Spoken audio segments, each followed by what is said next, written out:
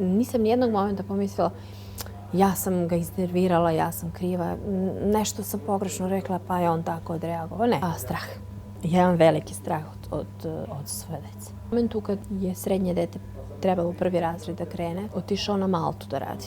Godinu dana nije dolazio, ali onda kad je krenuo da dolazi, da nas viđa, nije propuštao priliku da me istuče.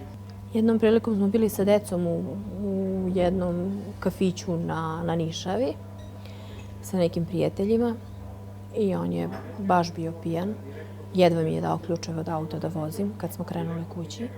Ja sam vozila, on je nešto pričao, decu sedela pozadi.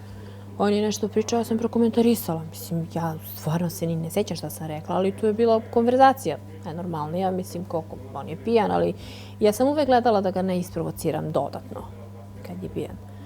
I on je meni, ja vozim, on me čupa za kosu da meni glava skroz do menjača, a vozim, a deca su iza nas. Kad smo stigli kući, on je decu poslao da se popnu gore mene, onda nastavio da me maltretirao dole u ulazu.